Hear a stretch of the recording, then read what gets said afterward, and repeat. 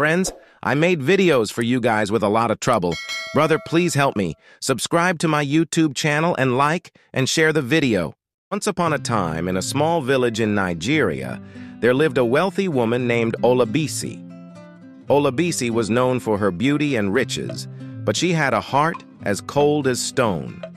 Her wealth came from her late husband, who had left her a vast fortune and a grand estate. Despite her affluence, Olabisi was notorious for her cruelty, especially towards her servants. Among her many servants was a young maid named Adaora. Adaora was a quiet, diligent girl who had been orphaned at a young age. She had come to Olabisi's household seeking employment and a place to stay. Little did she know, she was stepping into a world of torment. Olabisi's cruel nature soon revealed itself. She often scolded Adaora for the slightest mistake and forced her to work long hours without rest. The other servants pitied Adaora but dared not speak up, fearing they would face similar treatment. One fateful evening, Olabisi's anger reached its peak. Accusing Adaora of stealing a piece of jewelry, she dragged the young maid to the courtyard. Without giving Adaora a chance to explain, Olabisi ordered the other servants to hold her down. She then took a burning log from the kitchen fire and pressed it against Adaora's arm, leaving a terrible burn. Adaora's cries echoed through the village, but Olabisi felt no remorse. She banished Adaora to the servants' quarters without medical care, expecting her to heal on her own. That night, as Adaora lay in pain, she clutched a small amulet her mother had given her before she died. She whispered a prayer, hoping for some comfort. Unbeknownst to Olabisi, this amulet held a special power, one that connected Adaora to the spiritual world.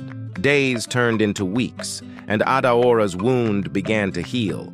But something else started to change as well. Strange occurrences began happening around the estate. Olabisi's prized possessions went missing. The house would shake without warning, and a chilling wind would blow through the halls at night. The servants whispered among themselves, believing the house was cursed. One night, as Olabisi lay in her lavish bed, she had a vivid dream. In her dream, she was standing in a lush forest, surrounded by glowing figures.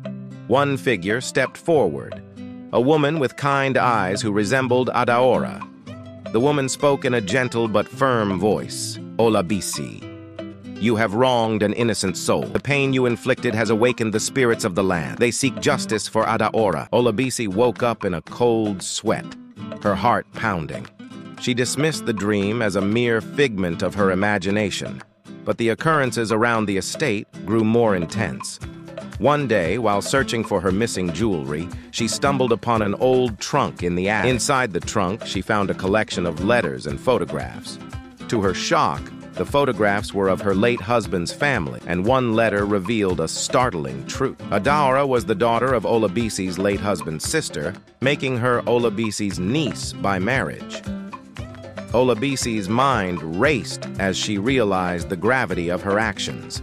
She had abused and burnt her own kin, driven by unfounded accusations and cruelty. Haunted by guilt and fear, Olabisi knew she had to make amends. She approached Adaora, who was now recovering in the servants' quarters.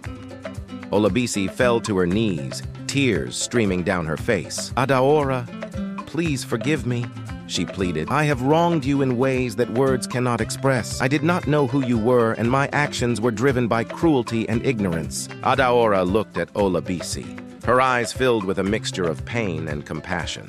She said nothing, allowing the silence to weigh heavily between them. The spirits, still restless, awaited Adaora's response. Olabisi, desperate to right her wrongs, vowed to treat Adaora with the respect and kindness she deserved. She promised to restore her place in the family and provide her with the education and opportunities she had been denied. The journey to redemption would be long and arduous, but Olabisi was determined. The spirits watched closely, ready to intervene if the promise was broken. The village, unaware of the supernatural forces at play, noticed a change in Olabisi. She became more generous, kind, and humble, her cold heart slowly thawing as she worked to heal the wounds she had inflicted. As Olabisi and Adaora navigated this new chapter of their lives, they discovered that forgiveness and redemption were paths laden with trials and lessons. Their story was far from over, and the spirits remained vigilant, ensuring that justice and compassion would prevail.